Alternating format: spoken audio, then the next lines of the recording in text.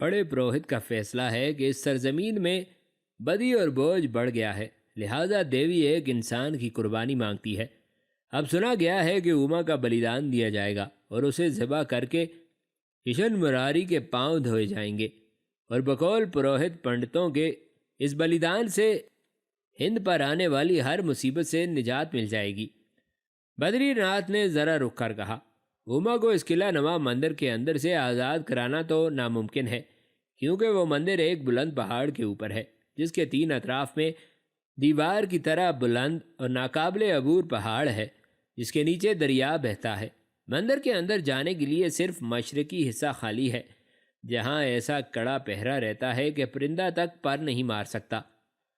تاہم میں نے متھرا ایک آدمی بھیجا ہے جو ایلک خان کو رہا کرانے کی کوشش کرے گا۔ یہ شخص بھی ہمارا ایک سرگرم رکن ہے، اس کا نام پرمانند ہے اور وہ ایک پنڈت کے روپ میں ہے۔ اس کا قیام متھرا شہر سے مشرق میں دریائے جمنا کے کنارے ایک ایسے آشرم کے اندر ہے جس کا نام نارائن آشرم ہے۔ اس کے ساتھ اپنے 2-4 آدمی اور بھی ہیں۔ وہ سب مل کر ایلک خان کو رہا کرانے کا کوئی جتن کریں گے۔ حماد نے گہری سانس لیتے ہوئے کہا، تو اس کا مطلب ہے میری آئندہ منزل متھرا اور اس کے بعد نگر کوٹ ہے۔ پھر حماد نے پاؤں اوپر کرتے ہوئے کہا، اب میں آرام کروں گا اور صبح آپ کو اپنا لائعمل بتاؤں گا۔ بدری ناتھ نے پریشانی میں کہا، کیا آپ کھانا نہیں کھائیں گے؟ نہیں، میں کھانا کھا کر چلا تھا۔ بدری ناتھ نے پھر پوچھا، آپ کا گاڑی بان ساتھی کدھر گیا جسے آپ نے اسماعیل کہہ کر پکارا تھا؟ حماد نے اپنے جسم پر لحاف ڈالتے ہوئے کہا، جس وقت آپ مجھے اور گیان کو سیڑھیوں کے پاس کھڑا کر کے حویلی کے اندر گئے تھے، اس وقت آپ کے دوسرے ملازم اسے اپنے ساتھ لے گئے تھے۔ میرا خیال ہے وہ ان کے پاس گہری نیند سو رہا ہوگا۔ گیان نے حماد کی تائید کرتے ہوئے کہا، آپ کا اندازہ درست ہے۔ جس وقت میں آپ کا پلنگ لایا اسے دیکھ کر آیا تھا۔ میرا ارادہ تھا اسے کھانا کھلاؤں گا، لیکن وہ استبل کے ساتھ والے کمرے میں لحاف کے اندر گہری نیند میں خراٹے لے رہا تھا۔ میں نے اسے جگانا مناسب خیال نہ کیا۔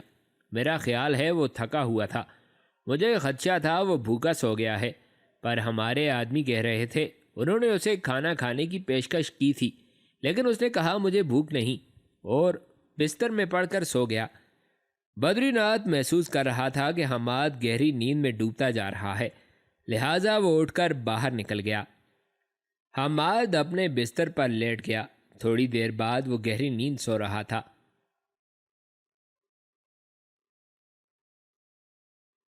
حماد گہری نیند سویا ہوا تھا کہ گیان نے اس کا کندھا ہلا کر اسے جگانا چاہا۔ حماد نے کروٹ بدلی اور بڑی معصومیت سے اس نے بڑبڑاتے ہوئے کہا، حسن چھوڑ دو مجھے، ماں حسن اور حارث کو منع کرو، میں دن بھر کام کر کے تھکا ہوا ہوں، یہ مجھے جگا کر تنگ کر رہے ہیں۔ گیان سیدھا کھڑا ہو گیا اور بڑی رکت سے کہا، اے میری قوم کے فرزند، تو ملت کی خاطر کس قدر طویل و دشوار سفر طے کر کے یہاں آیا ہے۔ جس ماں کو تو نے پکارا ہے اس کی خیر ہو۔ اگر حسن اور حارث تمہارے بھائی ہیں تو میرا مولا انہیں اپنی اپنی پناہگاہوں میں زندہ اور خوش رکھے۔ گیان سنبھلا اور دوبارہ حماد کا شانہ پکڑ کر ہلاتے ہوئے کہا، مالک اٹھیے۔ حماد نے آنکھیں کھولی اور گیان کی طرف دیکھا۔ گیان السلام علیکم کہتے ہوئے پھر بولا، مالک صبح ہو چکی ہے، کیا آپ فجر کی نماز ادا نہیں کریں گے؟ حماد اٹھ کر بیٹھتا ہوا بولا، تمہاری مہربانی، تم نے مجھے جگا دیا ہے، ورنہ میں گہری نیند سویا ہوا تھا۔ گیان نے اس کا ہاتھ پکڑتے ہوئے کہا، آئیے، میں طہارت خانے میں آپ کے لیے گرم پانی رکھ آیا ہوں۔ حماد اس کے ساتھ باہر نکل گیا۔ پہلے اس نے گرم پانی سے غسل کیا، پھر گیان کے ساتھ کمرے میں آتے ہوئے کہا، مجھے وضو کے لیے پانی بھی لا دو۔ گیان نے اس کا ہاتھ تھامتے ہوئے کہا، آپ کمرے میں آئیے، میں وہاں وضو کے لیے گرم پانی رکھ آیا ہوں۔ حماد دوبارہ اپنے بستر پر آ کر بیٹھ گیا۔ گیان نے اس کے پاؤں کے قریب پیتل کا ایک بڑا سا تھال رکھا اور قریب پڑا ہوا کانسی کا ایک کوزہ جو گرم پانی سے بھرا ہوا تھا اپنے ہاتھ میں لیتے ہوئے کہا، آپ وضو کیجئے، میں پانی ڈالتا ہوں۔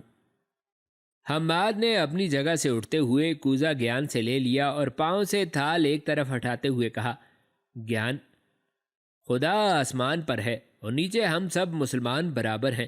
جب میں اپنا کام خود کر سکتا ہوں تو تم میری خدمت کیوں کرو؟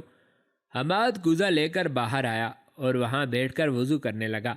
اتنی دیر تک بدری ناتھ بھی آ گیا اور کمرے کے اندر چلا گیا۔ وضو کر کے حماد کھڑا ہوا اور آسمان کی طرف دیکھا۔ بارش اب تھم چکی تھی، آسمان صاف تھا اور ستارے مسکراتے ہوئے چمک رہے تھے۔ حماد کمرے میں آیا۔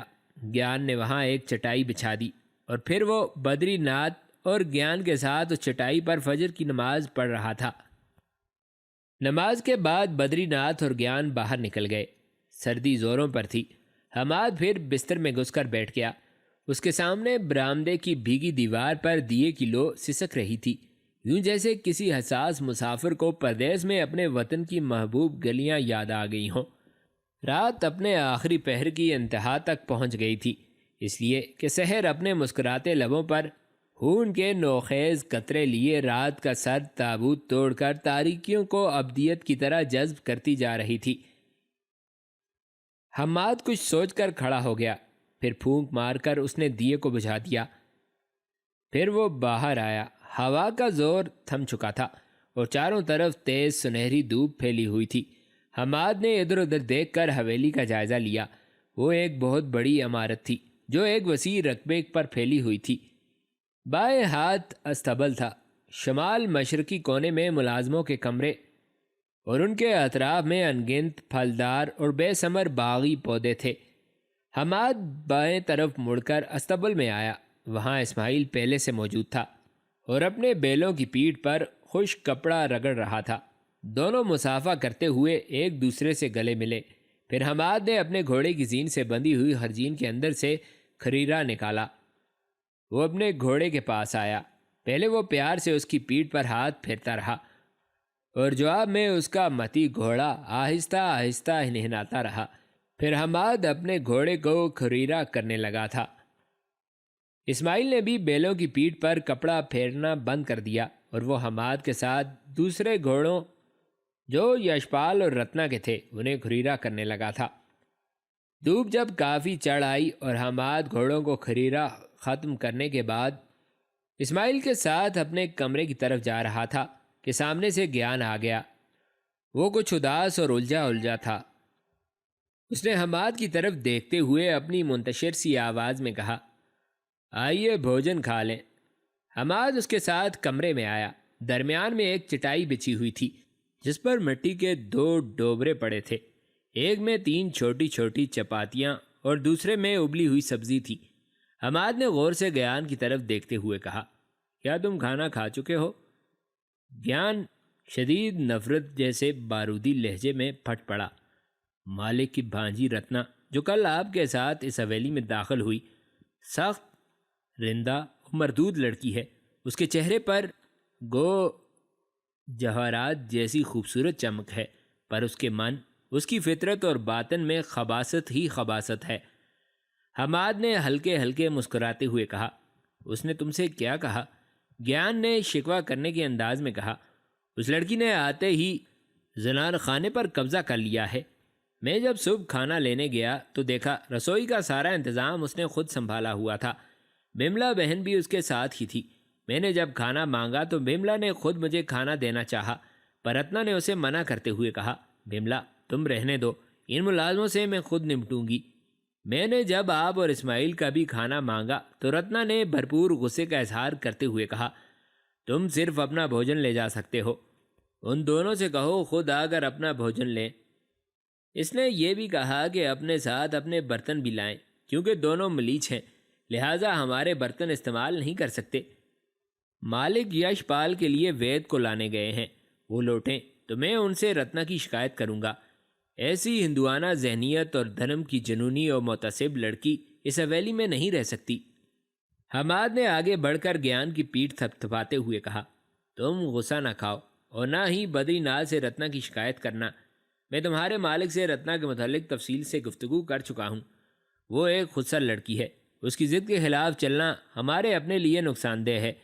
ایسی صورت میں جب کہ ہم سب اس کے خلاف متحد ہو جائیں، ہو سکتا ہے وہ اس اتحاد کی وجہ جاننے کے لیے ہم پر نگاہ رکھے اور اس کی یہ حرکت ہمارے لیے نقصان دہ ہوگی۔ تم فکر نہ کرو، میں خود جا کر اپنا اور اسماعیل کا کھانا لاتا ہوں، تم مجھے صرف یہ بتا دو کہ کس طرف کھانا ملے گا۔ گیان نے شرمندگی کا اظہار کرتے ہوئے کہا، حویلی کے پچھواڑے میں آبنوس کی ایک کھڑکی ہے، ملازموں کو اس کھڑکی میں سے کھانا ملتا ہے۔ حماد کمرے سے باہر نکل کر حویلی کے باغ میں آ کر اس نے ہنڈولے کے 2 بڑے بڑے پتے توڑے اور اپنی ٹاٹ کی آبا سے انہیں صاف کرنے کے بعد وہ حویلی کے عقبی حصے کی طرف بڑھنے لگا تھا۔ آبنوس کی کھڑکی کے پاس آ کر حماد نے اس کے پٹ پر ہاتھ مارتے ہوئے کھٹکھٹایا۔ تھوڑی ہی دیر بعد رتنا وہاں آئی اور حماد کی طرف دیکھتے ہوئے پوچھا، بھوجن لینے آئے ہو؟ حماد نے اس کی طرف دیکھے بغیر کہا، ہاں۔ رتنا نے اپنا ریشمی اور سرخ ہاتھ آگے بڑھاتے ہوئے کہا، اپنے برتن لاؤ۔ ٹھیک ہے، تم ہمارے محسن ہو، پر یہ ہندوؤں کی حویلی ہے اور ہندو دھرم میں تمہاری حیثیت ایک ملیچ کی سی ہے۔ حماد نے ہنڈولے کے 2 پتے اس کے ہاتھ میں دیتے ہوئے کہا، ان پتوں میں میرا اور گاڑی بان اسماعیل کا کھانا ڈال دو۔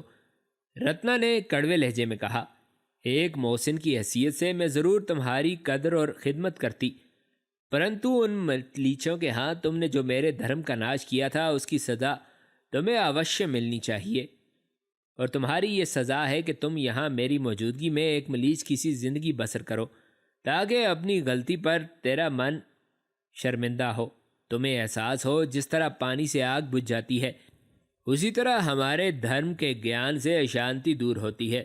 سنو، اپنے دھرم کی تپت میں برداشت نہیں کر سکتی۔ حماد نے غصے میں ابال کھاتے ہوئے کہا، یہ تمہاری بھول ہے کہ میں یہاں تمہارے ہوتے ہوئے ایک ملیچ کی سی زندگی بسر کروں گا۔ میں ایک آزاد انسان ہوں اور آج ہی یہاں سے کوچ کر جاؤں گا۔ سنو، جس طرح آگ سے آگ نہیں بجھ سکتی اسی طرح تمہاری باتیں بھی مجھ پر اثر انداز نہیں ہو سکتی۔ جس قدر آسمان زمین سے بلند ہے اسی قدر میری راہیں تمہاری راہوں سے اور میرے خیالات تمہارے گھٹیا خیالات سے بلند ہیں۔ گو میں بھی ایک انسان ہوں، اس کے باوجود میں تمہاری بدنیتی اور بے دینی کے سیلاب سے ماورا ہوں۔ حماد ذرا رکا، پھر وہ طوفان کی طرح بولتا چلا گیا، میں جان چکا ہوں کہ تمہارے ذہن کی پرواز ہمیشہ بدی کی طرف ہوتی ہے۔ میں نے تمہارے بھائی کی مدد کی، تمہاری عزت بچائی اور پھر بارش اور رات کے طوفان کی پرواہ کیے بغیر تم دونوں کو یہاں تک پہنچایا۔ چاہیے تو یہ تھا کہ تم میرا شکریہ ادا کرتی، الٹا تم مجھے ملیچ قرار دے رہی ہو۔ کیا میں یہ سمجھ لوں کہ تم نے اپنی روایتی ہندو ذہنیت کا ثبوت دیا ہے؟ اگر ایسا ہے تو میں سمجھوں گا ہند کی اس سرزمین میں جو نیچ ترین ملیچ ہے تم اس سے زیادہ گری ہوئی توہین آمیز اور نیچ اور ذلیل لڑکی ہو۔ کاش تو کسی ملیچ کے ہاں پیدا ہوئی ہوتی، تمہیں احساس ہوتا کہ سب انسان ایک جیسے ہیں، بہتر و بلند وہی ہے جس کے اعمال نیک اور صالح ہیں۔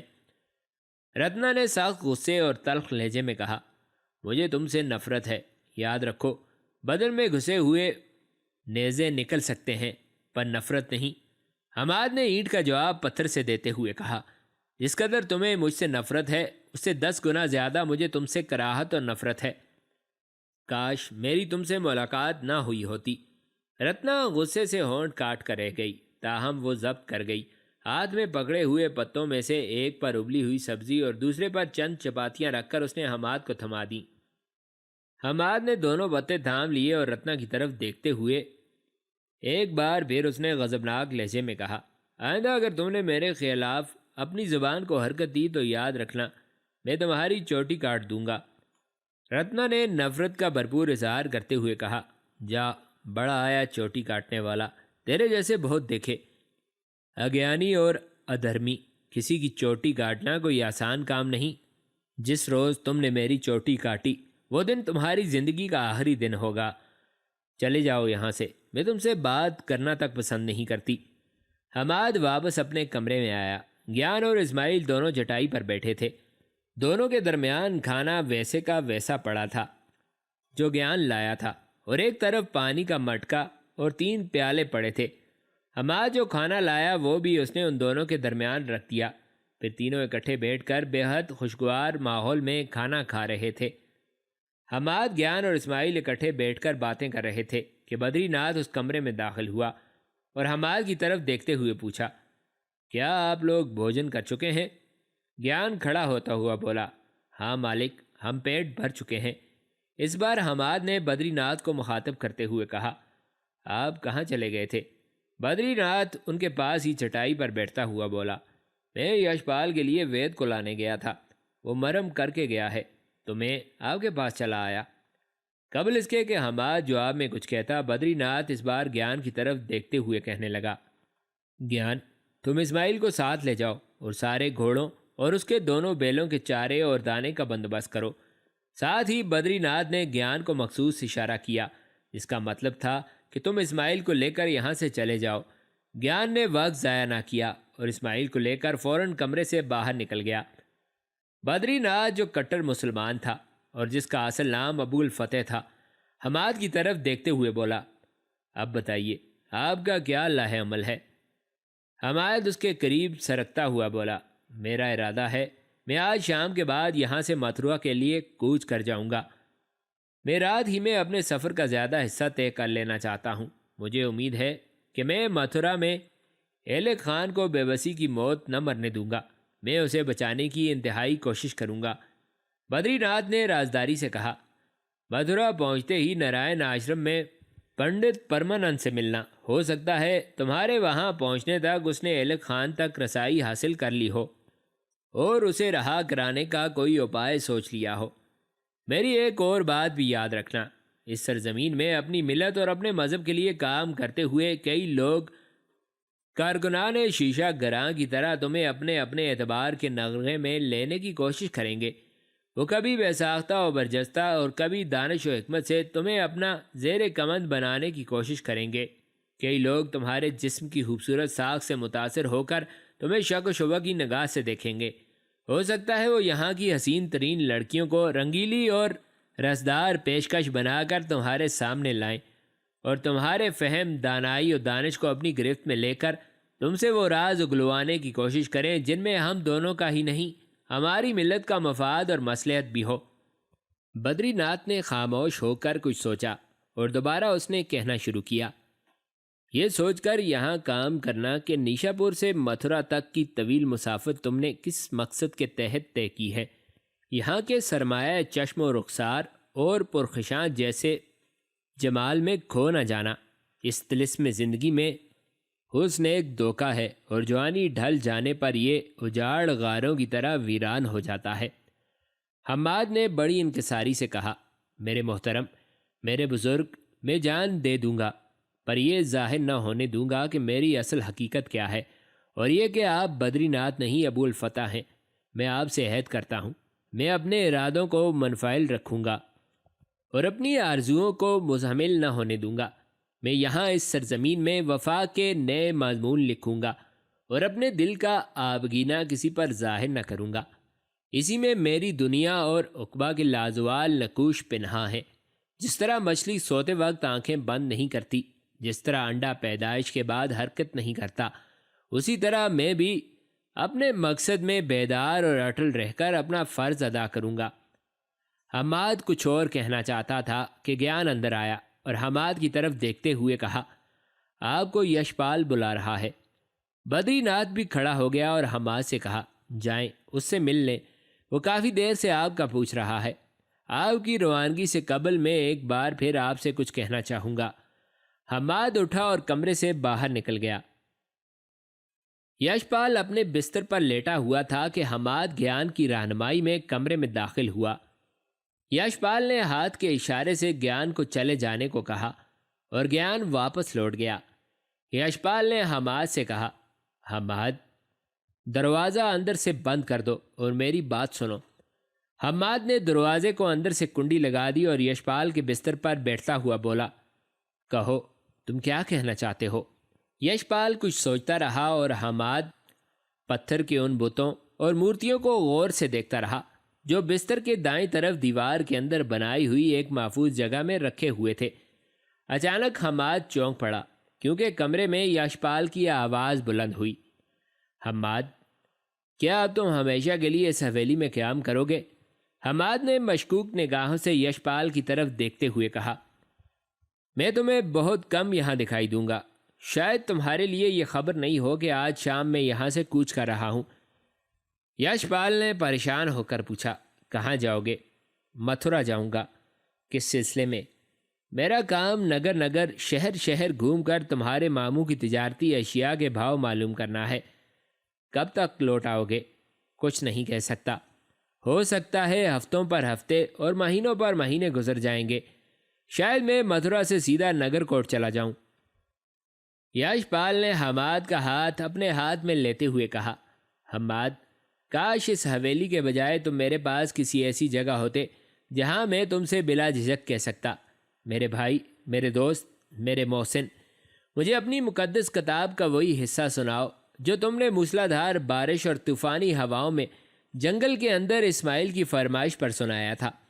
کاش میں اسماعیل کی طرح اس دھرم سے آزاد ہو کر تمہارا ساتھ دے سکتا۔ میں بے بس اور مجبور انسان ہوں۔ سوچوں میں ڈوبا ہوا حماد بڑے غور سے یشپال کو دیکھتا رہا۔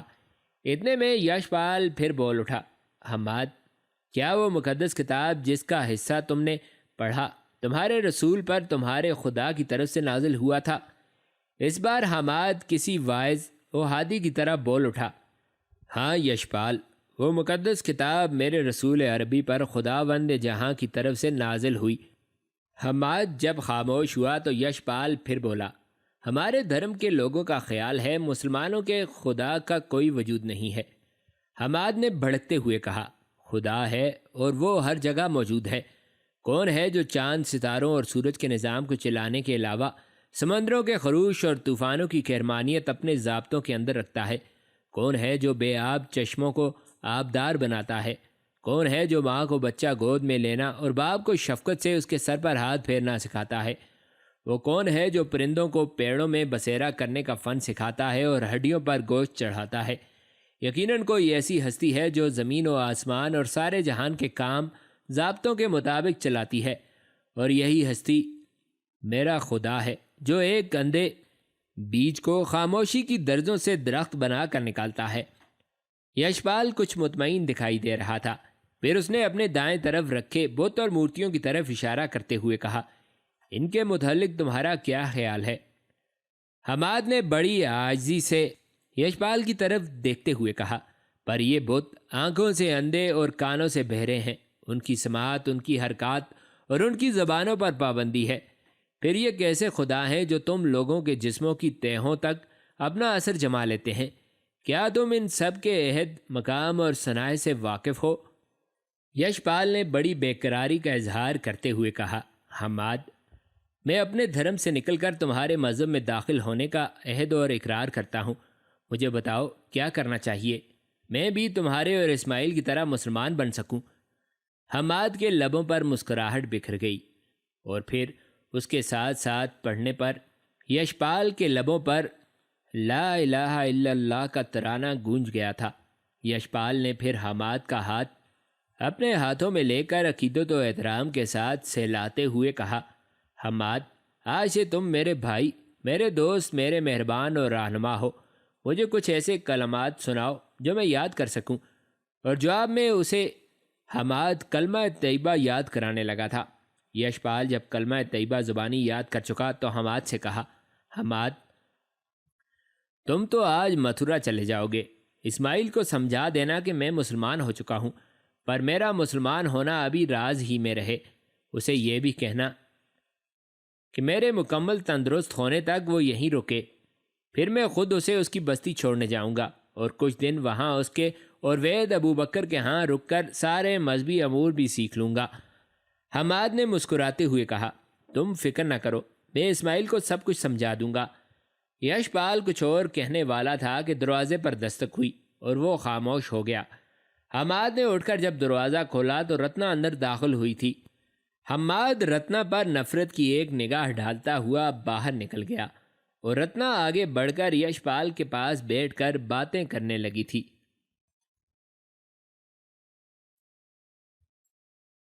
سورج شام کے اندھے کنویں میں اتر گیا تھا۔ پرندے اپنے آشیانوں اور مویشی بستیوں کو لوٹ رہے تھے۔ کوہستانوں کے دامن یوں ویران اور افسردہ ہو گئے تھے جیسے سخت لاچارگی کے عالم میں سورج غروب ہوتے وقت کسی بے بس بیوہ کے آنسو بہہ نکلے ہوں۔ بدری ناتھ سے رخصت ہونے کے بعد حماد بھیم سین سے نکل کر دریا سرسوتی کے اس چوبی پل کی طرف جا رہا تھا۔ جس کے ذریعے اس نے سرسوتی کے مشرقی حصے کی طرف جانا تھا۔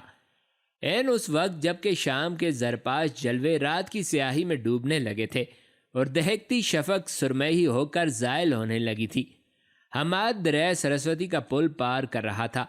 دریا کے اس پار جا کر اس نے مڑ کر دیکھا۔ بھیم سین کی اونچی اونچی اٹاریوں کے گلفروش نظارے چاندنی میں نہا گئے تھے۔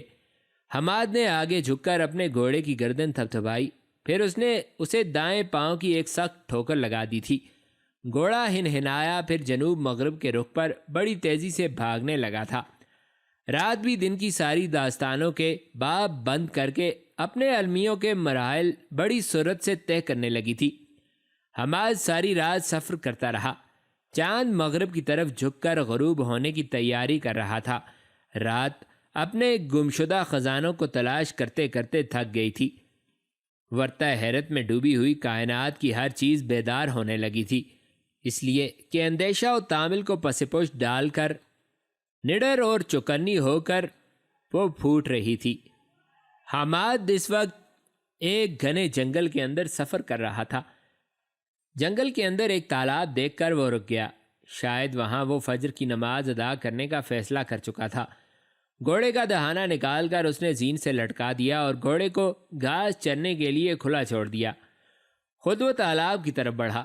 چاندنی رات میں تالاب کا تھما ہوا پانی یوں لگتا تھا جیسے جنگل کی آنکھ میں آنسو۔ وضو کرنے کے بعد حماد کھڑا ہوا اور ایک طرف ہٹ کر وہ نماز پڑھنا چاہتا تھا کہ یکدم سہم کر چوکنا ہو گیا۔ جنگل کے اندر سے کوئی خطرناک آہٹ سنائی دی تھی، جیسے کوئی روح، کوئی ہمزاد اس پر حملہ کرنے کی تیاری کر رہا ہو۔ حماد نے اپنی تلوار نکال لی اور اپنے چاروں طرف نگاہ دوڑائی۔ بے اختیار جنگل کے بھرپور سکوت میں حماد کے منہ سے کہکا نکل گیا تھا، کیونکہ ایک قریبی درخت پر نیلی آنکھوں اور خاکی پروں والا ایک الو اپنے منہ سے عجیب طرح کی آواز نکال رہا تھا، اور یہی آواز سن کر حماد سہم گیا تھا۔ اپنے گھوڑے کے قریب آ کر حماد قبلہ رو ہو کر نماز کی نیت باندھنے لگا تھا کہ ایک بار پھر سہم گیا۔ دوبارہ اس نے تلوار بے نیام کر لی اور گھوڑے کی زین سے لٹکتی ہوئی اپنی ڈھال اتار لی۔ اسے اس بار جنگل کے اندر گھوڑوں کی مدھم مدھم ٹاپوں کی آواز سنائی دی تھی۔ پھر یہ آواز تیز اور قریب ہوتی چلی گئی، حتیٰ کہ حماد کے قریب آ کر گھنے درختوں کے اندر وہ آوازیں مبہم اور معدوم ہو گئی تھیں، کچھ اس طرح جیسے کسی نے جنگل کے اندر حماد اور اس کے گھوڑے کو دیکھ کر اچانک اپنے گھوڑوں کو روک لیا ہو۔ حماد کے لیے یہ صورتحال یقیناً پریشان کن تھی۔ جنگل کے اندر حماد کی غسیلی اور کھولتی ہوئی آواز گونجی، کون ہو تم لوگ اور کیوں میرا تعاقب کر رہے ہو؟ اگر تمہیں مجھ سے کوئی سروکار ہے تو میرے سامنے آؤ۔ جواب میں ایک مانوس آواز سنائی دی، یا امیر، میں گیان ہوں۔ اپنے مالک کی ہدایت پر میں اپنے 4 ساتھیوں کے ساتھ آپ کا تعاقب کر رہا ہوں۔ ہم سب آپ سے دور رہ کر آپ کی حفاظت کریں گے۔ ہمارا آپ کے ساتھ مل کر سفر کرنا ہم سب کے لیے خطرناک ہوگا۔ آپ بے اندیشہ ہو کر نماز ادا کریں، اتنی دیر تک ہم بھی نماز پڑھ لیتے ہیں۔ حماد کے لبوں پر مسکراہٹ بکھر گئی۔ ہری ہری گھاس پر اس نے فجر کی نماز ادا کی اور دوبارہ گھوڑے پر سوار ہو کر اپنی منزل کی طرف روانہ ہو گیا۔ ایک روز شام کے وقت حماد اپنے گھوڑے کو دریائے جمنا کے کنارے کنارے جنوب کی طرف سرپٹ دوڑا رہا تھا۔ موسم سرما عروج پر ہونے کی وجہ سے دریا اترا ہوا تھا اور پانی کے کئی ایک دھاروں کے اندر ریت جھانکتی دکھائی دے رہی تھی۔ دریا کے وسط میں کشتیوں پر کھڑے ماہی گیر شام کلیاں گاتے ہوئے جال پھینک رہے تھے۔